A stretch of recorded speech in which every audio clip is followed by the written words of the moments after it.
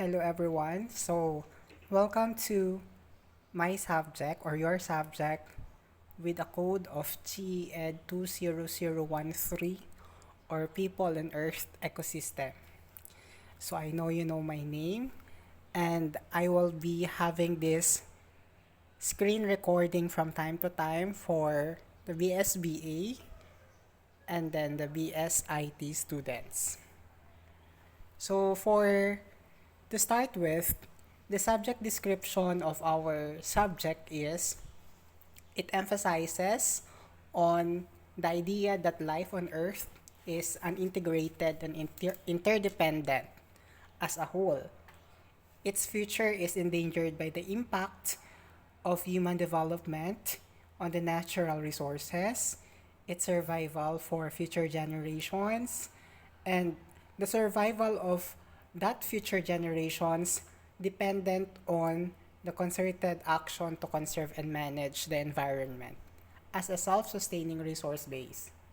So, our major topics that will be included here is the first one, you will define the environmental science and distinguish it from related fields like environmental studies, ecology, and geography. And then you will explain the complexity of the universe through a hierarchical framework, including the Earth, life, and ecosystem at various scales, and then identify the key principles of the ecosystem approach to conserving natural resources and describe how environmental stressors and disturbances can affect the species and ecosystem. Likewise, we will be talking about the different ways in which humans directly influence environmental conditions, the, the four broad classes of environmental values, the five important worldviews, understand the diverse issues of the environmental crisis by classifying them into three categories and give several examples within each of them, and how the environmental factors affect humans as a function of two major influences, particularly the increase of population and intensification of lifestyle, and explain the differences between economic growth and ecologically sustainable development. So for this subject, we will be having a, a pre-recorded or screen recording of the PowerPoint so that I can explain it, and I will be regularly posting it to my YouTube account for you to able to review and revisit the lecture that I will be uploading there. Okay? So thank you so much. Let us now proceed with the start of our lesson, which is the environmental science and the context of that science. So remember, every one of us is sustained by various kind of natural resources. So meaning we are dependent on the natural resources like food, material, and energy. These three examples are usually harvested or extracted from the environment, whether we are cultivating it or whether we are harvesting it in its natural environment. And then eventually also, we cannot survive without those kind of resources. So, same ito with other kinds of species wherein other organisms are also reliant on the food, the material, and energy that is needed for their subsistence. Meaning to say, if you miss one item, such as material, meron kang food, for sure meron kang energy, therefore your subsistence or existence is also affected. To continue, the needs and activities of people comprises a human economy, meaning to say, we are circulating the needs and activities, and it is being supported by our environment. At this point, our human economy ay operating at various scales, such as from household, from an individual person to a family or a household to communities such as your barangay, as to your city, nation, and ultimately the global human enterprise. So meaning to say, all of us are related and interrelated with the interrelated and interdependent, meaning to say our survival as an individual person affects the survival of our family, of the community, and to a bigger picture or a bigger hierarchical order of organization. Okay, let us recall also that since the population of our country is rapidly growing, meaning to say exponentially tumataas ang population natin. So here, the people are growing, but the environmental damage is also growing since we need more resources to support the increasing demand of the growing population and to support the needs of our country or our region or our nation, our barangay and a family to have a better economy. Remember that environmental damage is also floated within that kind of um, growth. So here, example of damages of such are the depletion of vital natural resources. Example niyan is our source of food, our forest, what else? And then our endemic and flora and fauna. And then we here also various kind of pollution, including the climate change and destruction of natural habitats, increases the chance that our planet and us humans or the species of animals and plants are also at risks.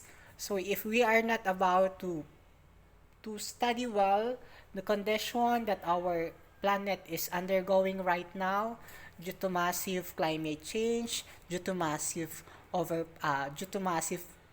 population increase, due to overconsumption of resources, probably our species is at risks. Okay, and aside from us, humans, other species as well are at risk. Okay? And as such, we have to understand the environmental studies. That is why understanding about this subject, particularly the people on earth, in terms or in relation to the business and information technology and in science, will help us first identify and then understand and resolve the environmental concerns. So, example, ang information technology natin is not just after the economy, but we have to develop information systems or systems that can support our environmental healing process.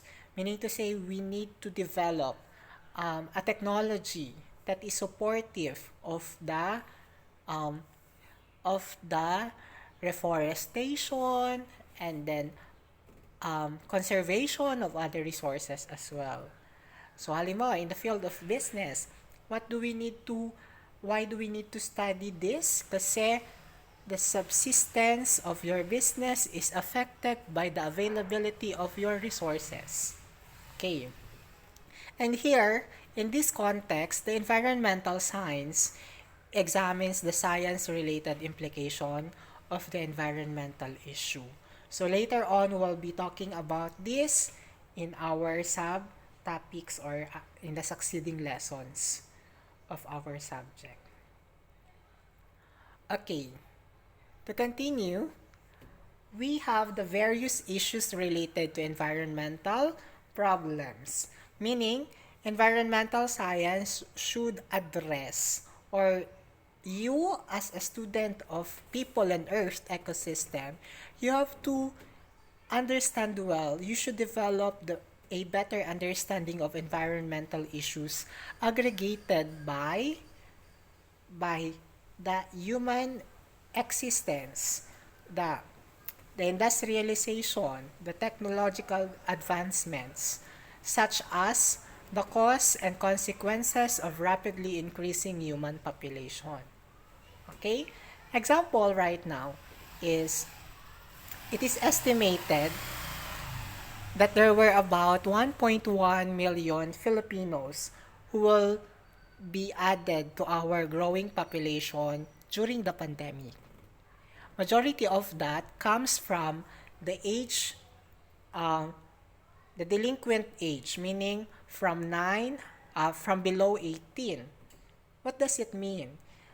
The meaning of that is, we have to understand well why human population is growing despite of the fact that poverty is prevailing in our country during this pandemic season. Okay? And then the use of depletion of natural resources, the use and depletion. We will understand why is it that some materials are exploited and some materials are no longer available. Okay? Example niyan is si dolomite. Dolomite is good kasi that is, sabi ng mga netizen, it can improve our mental health. Unfortunately, harvesting dolomite,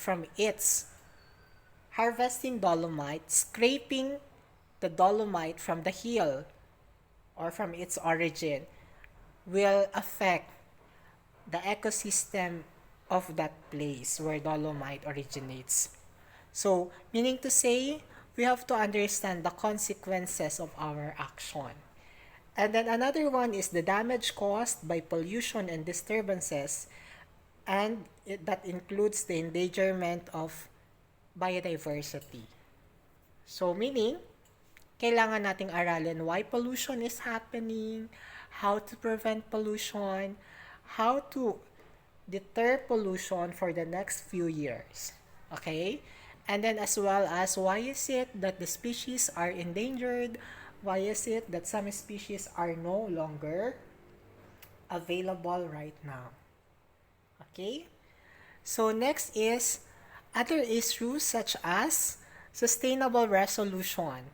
Pag sinabi nating sustainable resolution, there is a problem that is existing within one ecosystem, and we have to resolve that at all scale, from household, from individual, up to national and international scale. Okay? Example is the tawilis. If you know tawilis is tamban yan. Halos kapala siya ning tamban. You know tamban, that is a fish that is being harvested in Ragay Gulf, especially during the month of November hanggang January, garo da kuluyan tamban. Pero tawilis is a relative species of tamban that is endemic, meaning to say nabubuhay lamang siya in the nilawag ko na, sea mountain sa Batangas, volcano sa Batangas, 'di ba? Nandoon siya lang doon sa bay na 'yon, nabubuhay. So, meaning, if we are about to overexploit tawilis, its survival is affected as well. Meaning, pwede silang ma-endanger ang tawilis. So, what the BIFAR is doing right now, they are trying to revive the population of tawilis by simply breeding them in a cultured condition. Okay? So, yon. Next is, another one is, it is important daw to understand that the study of environmental issue should not be regarded as being a gloomy task. Hindi siya laging mabigat na problema, but rather, we have to understand how awful the problem is so that we can develop practical ways to repair our problems and prevent it from reoccurring.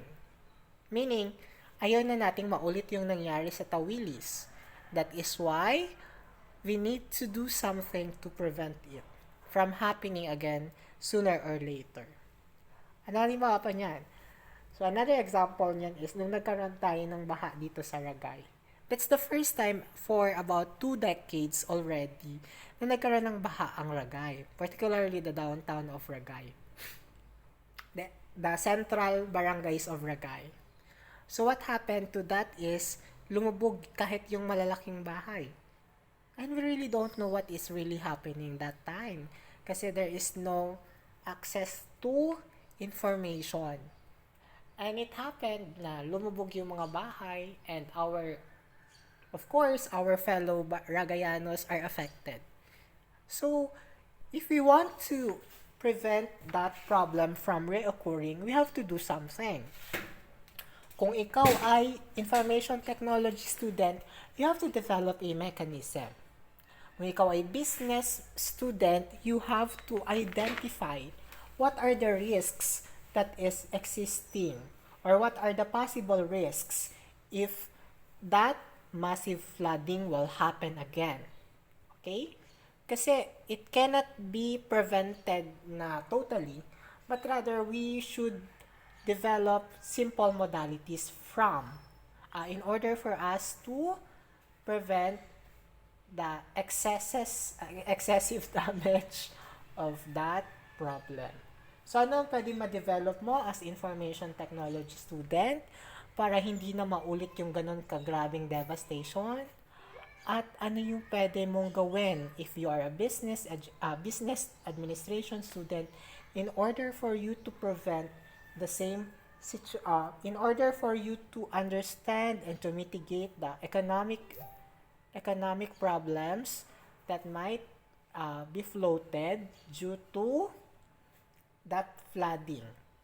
Okay? And remember, we have to do this in a worthwhile conversation. Meaning to say, worthwhile conversations are conversations like this wherein we're trying to develop solutions to the existing problems that is probably a policy of actions to represent the real progress. And if we develop that, we can have an ecologically sustainable economy. Okay? Example niyan is the Boracay. In other country, it is being pronounced as Boracay. So Boracay Island is a good representation of a careful planning, environmental planning.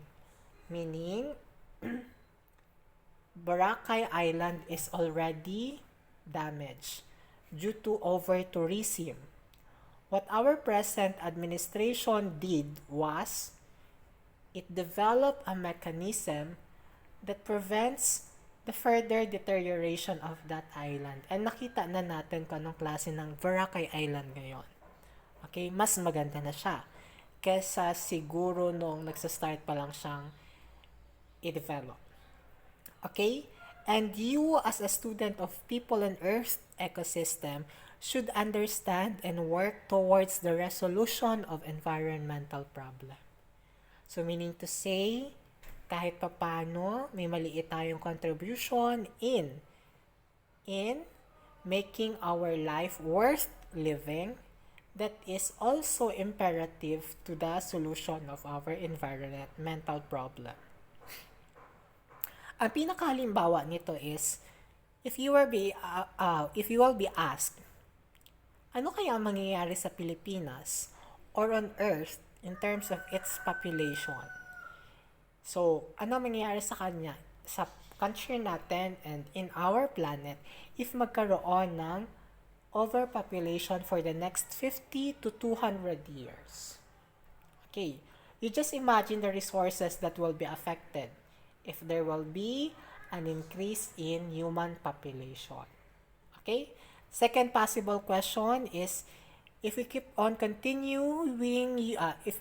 using the fossil fuels, paano natin siya integrate in a sustainable economy? Meaning to say, hindi mauubos yung fossil fuels. Hindi siya madideplete agad-agad. And how can we utilize the renewable and non-renewable resources in order for us to have a sustainable economy? Okay? And how can we harvest renewable resources na hindi affected yung kanyang stocks. Okay? So, example ng non-renewable resources natin ay fossil fuels that is transformed into petroleum-based products. Ano pa? Non-renewable resources such as our mineral deposits. For renewable resources, kagaya ng wind, air, ng water, nararanyo ang water kasi water, solar energy, wind energy. So what will be our activity that can help us develop a sustainability in a way na hindi naapektuhan yung kanyang regeneration process? Okay, another question is the ecological damages that are caused by various kind of pollution. Ano yung effect nun? And paano siya may prevent or kung nangyayari na, how it can be repaired? And other questions such as human influence affecting global climate, that is caused by human activities and the consequences of global climate change. And as a species, where and how quickly are we in having our species and natural habitats becoming endangered or extinct? Gaano na tayo kabilis makaubos ng resources? And how to prevent calamities? Let us talk about Earth. When we say Earth, this is the third closest planet to the Sun. Alam na natin to. And right now, it is believed that our planet is the only habitable planet, or the planet that is supporting life. Huwag masyadong maniwala sa alien kasi hindi pa siya proven. Okay, other than the sunlight, our planet contains natural resources that is important to sustain human economy and human activity. And here, we can say that due to overpopulation, our limited amount of resources are always extracted. Are extracted or being harvested in a multiple amount at once.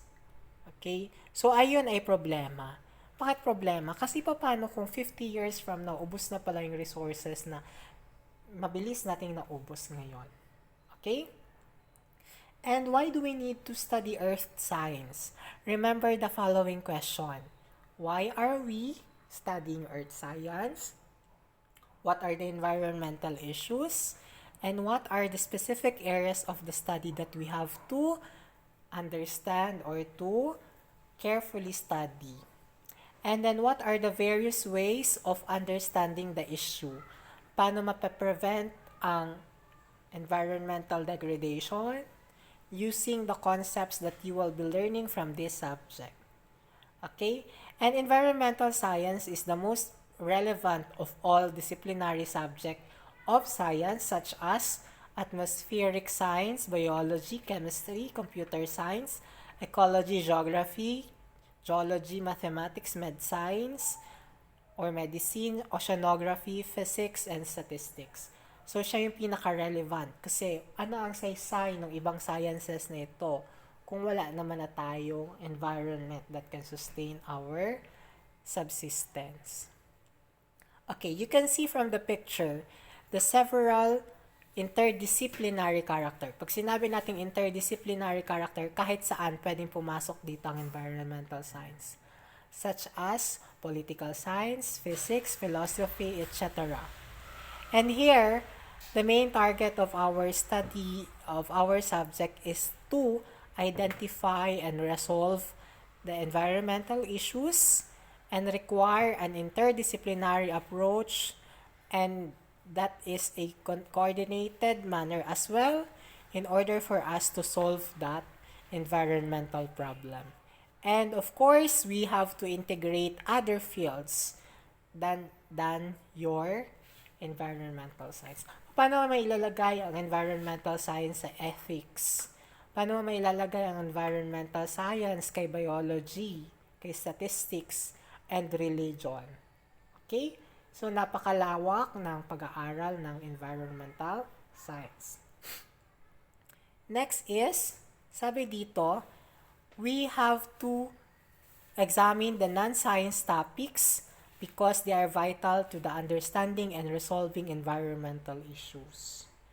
Okay? Example niyan is statistics.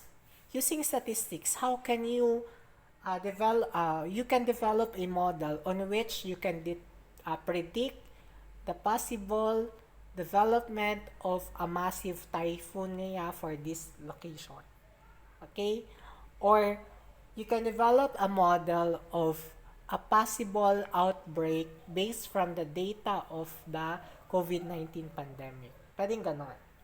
And then, the other non-science fields such as ethics, philosophy, and economics are important as well to environmental science.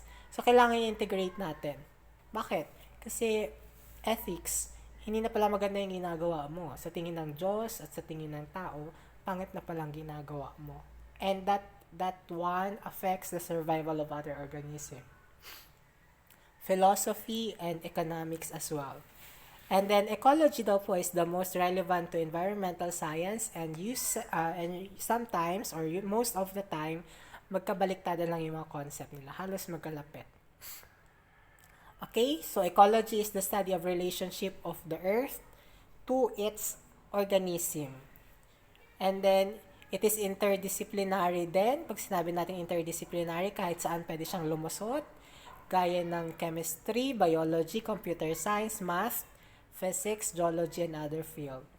And remember, this is central. Geography is central to the field of ecology kasi we're trying to describe how natural feature of the earth is affected by the ecology or affects the ecology. Ganon. Example is the topography, vegetation, intersection of human economy, and ayun. So, example niyan ay yung Project NOAA ng Pag-asa. So, tinitingnan niya, ano yung pinaka-the best na time ng harvesting. So, parte din ng Project NOAA noon yung flooding, high tide and low tide, yun, planting, and etc. Okay?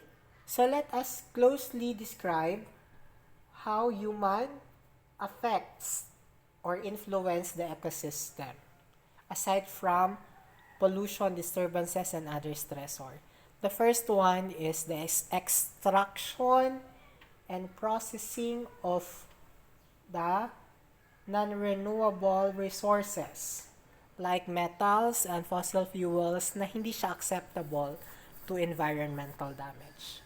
Ngayon, merong mga movements sa Cam Norte kung saan may pinayagan na mag-conduct ng small mining activities there. So, ang namin nagre-reklamong tao kasi they know the risks na kapag hinarvest mo yung metal, the stability of the environment or the ecosystem of that place is also affected. Okay? So, kung walang-wala na tayong makukuhang metallic resources, probably we can do recycling of those metallic resources. Okay, kagaya ng plastic. Sa ibang bansa, ang plastic ginagawa ng kalsada. Sa Pilipinas, plastic ang nakakalat sa kalsada. Okay? The harvesting and management of biological resources like agriculture, fisheries, and forestry should be supported. Should be minimized like in agriculture, fisheries, and forestry, so that the other resources that are remaining can fully regenerate.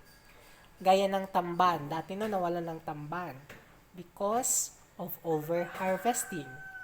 Ngayon, sikat ang Pilipinas because of our tuna na favorite ng mga Japanese. Pero kapag nagkaroon ng over-harvesting, probably will be losing our number 1 ranking in terms of production of yellowfin tuna. Okay?